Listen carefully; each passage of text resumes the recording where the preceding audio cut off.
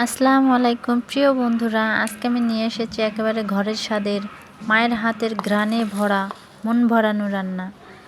আলু বেগুন আর ট্যাংরা মাছ দিয়ে তৈরি চচ্চড়ি। এই রান্নাটা আমার খুব প্রিয় একটা রান্না, কারণ এতে আছে আমার ছোটোবেলার স্মৃতি আর গ্রামের সেই সরলতা। চলুন তাহলে শুরু করি আজকের রান্নাটা। এখানে আমি পেঁয়াজ কুচি নিয়েছি, কাঁচা লঙ্কা নিয়েছি।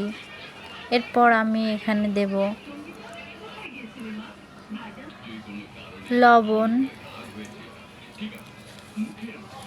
আমি ট্যাংরা মাছগুলো আগেই ভালো করে ধুয়ে রেখেছি এবং আলু কুচি করে নিয়েছি, তারপর বেগুন নিয়েছি।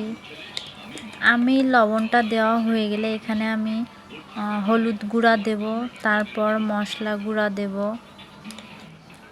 বন্ধুরা, রান্নাটা কিন্তু একদম সহজ একটা রান্না। আপনারা অতি তাড়াতাড়িতে রান্নাটা করতে পারবেন। এখানে আমি তেল দিয়ে নেব, তেল দিয়ে এখানে মেখে নেব মশলাটা ভালো করে।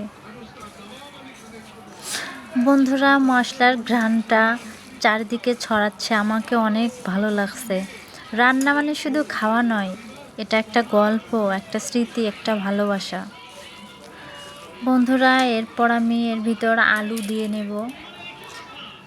আলু আর বেগুন এই দুইটা জিনিস এমন একটা সাদামাঠা হলেও রান্নায় প্রাণ এনে দেয়। এই দুটো দিয়ে ছোটোবেলায় কত কি রান্না হতো, ডালের সঙ্গে, মাছের সঙ্গে, কখনো ভাজি করে। গ্রামের বাড়িতে শীতের সকালে মাটি ভর্তি ঝুড়িতে মা বেগুন নিয়ে আসতেন আর বলতেন আজ চচ্চড়ি হবে। আজ আমি ঠিক সেই রেসিপিটাই বানাচ্ছি, মনে হচ্ছে যেন সময়টা পেছনে ফিরে গেছে। এরপর আমি এখানে দেব ট্যাংরা মাছগুলো দিয়ে ভালো করে মেখে নেব। আমি রান্না করতে করতে যেন গল্প বলতে শিখে গেছি। এই ভিডিওগুলো শুধু রেসিপি না বন্ধুরা, এগুলো আমার জীবনের পাতার মতো, ভালোবাসা দিয়ে বানাই আর আপনাদের ভালোবাসা পেয়ে বাসি।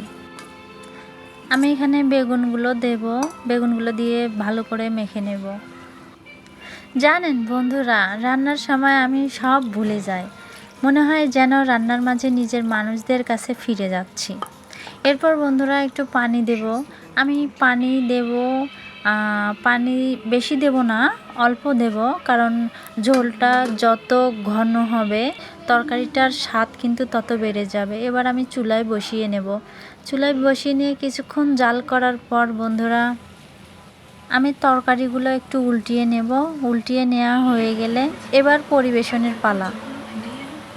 এই ছিল আমার আজকের রান্না, আলু বেগুন আর ট্যাংরা মাছ দিয়ে মায়ের চচ্চড়ি। ভালো লাগলে পাশে থাকবেন, লাইক দিয়ে উৎসাহ দেবেন আর আমার চ্যানেলটা সাবস্ক্রাইব করবেন। আগামী দিনে আরও রান্না, আরও গল্প, মায়ের ঘ্রাণ নিয়ে ফিরে আসবো ইনশাল্লাহ।